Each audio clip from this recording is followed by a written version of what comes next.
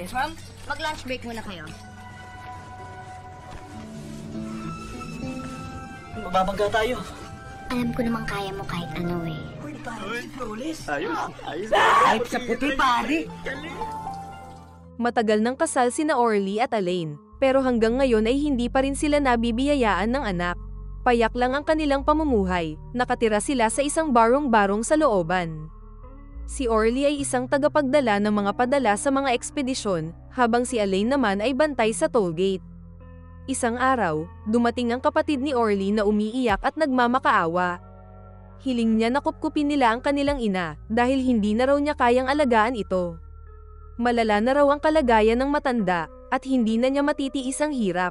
Bagamat nag-aalangan sa simula, napapayag din si Orly sa huli.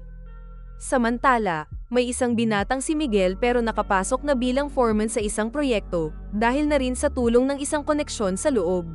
Ngunit imbes na seryosong magtrabaho, mas madalas siyang nakikitang nilalandi ang mga babaeng customer, pinaglalaruan ang kanyang posisyon na parang laruan lang. Ang araw ng pagdating ng ina ni Orly ay tila bagong yugto para sa munting pamilya.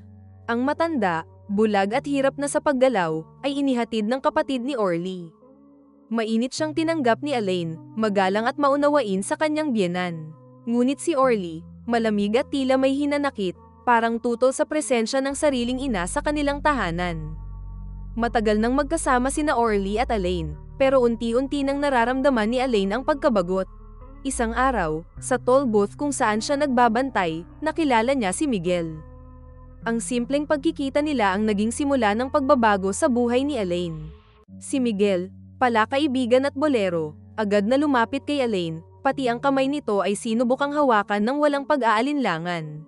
Sa una, nag-atubili si Elaine sa paanyaya ni Miguel na maglakad at kumain sa labas. Pero sa huli, pumayag din siya. Lumalim ang kanilang ugnayan, at lumampas sa hangganan ng pagiging magkaibigan.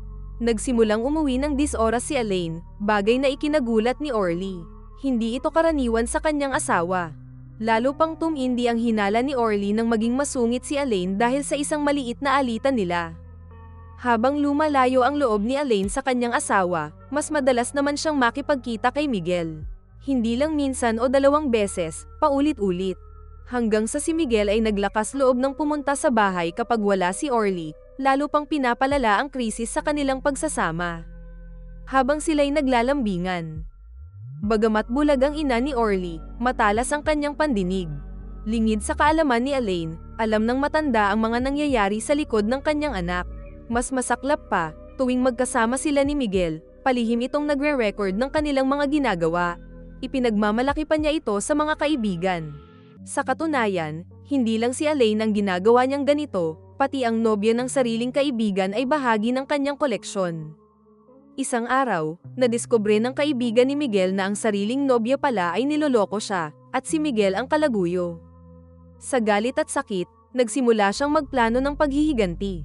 Samantala, si Elaine ay kinausap ng kanyang biyenan. Sa isang tahimik na sandali, inamin ng matanda na matagal na niyang alam ang mga ginagawa ni Elaine. Hindi man siya nakakakita, matalas ang kanyang pandinig at pakiramdam. Mahinahon siyang nagbigay ng payo, layuan na ang mga gawaing makasisira sa dangal at pamilya. Ngunit huli na ang lahat. Si Elaine ay nagdadalang tao, at ang ama ng dinadala ay si Miguel. Nang humingi si Elaine ng pananagutan kay Miguel, agad siyang tinanggihan. Paano nga ba magbabago ang isang tulad ni Miguel, na sanay sa panandali ang saya at walang pakialam sa responsibilidad? Wasak ang damdamin ni Elaine. Sa gitna ng kanyang pagsisisi, napagtanto niyang mali ang kanyang naging desisyon. Sa bigat ng konsensya, naglakas loob siyang humingi ng tawad kay Orly. Ngunit pinili pa rin niyang itago ang buong katotohanan tungkol sa kanyang relasyon kay Miguel. Bago matapos ang kanilang pag-uusap sa telepono, nangako si Elaine, mula sa gabing iyon, buong puso niyang pagsisilbihan si Orly, bilang asawa, bilang katuwang, at bilang taong handang magbago. Samantala, lumipat ang eksena sa kaibigan ni Miguel, galit na galit at puno ng hinanakit. Ipapadala niya ang mga video ni Miguel kasama ang iba't ibang babae sa kani-kanilang pamilya, kasama na si Orly. Upang maisakatuparan ang plano, kumuha siya ng isang tao para maghatid ng tape sa bahay ni Elaine. Walang kaalam-alam si Elaine sa laman ng tape. Sa pag-aakalang isa lang itong karaniwang palabas, isinaksak niya ito sa DVD player, gaya ng nakasanayan ni Orly tuwing nagpapahinga. Ngunit sa halip na pelikula, isang nakakagulat na eksena ang lumabas sa screen, si Elaine, kasama ang ibang lalaki. Nanlaki ang mata ni Orly. Sa tindi ng pagkabigla, bumigay ang kanyang puso, at agad siyang binawian ng buhay. Sa kabilang banda, ang kaibigan ni Miguel, na lubos ng nilamon ng galit, ay tuluyang nawalan ng kontrol. Sa desperasyon, binawian niya ng buhay ang nobyang nagtaksil sa kanya, at pagkatapos ay nagpakamatay. Si Elaine, gulat at galit sa sunod-sunod na trahedya, ay naghanap ng taong nasa likod ng lahat. Ngunit huli na ang lahat.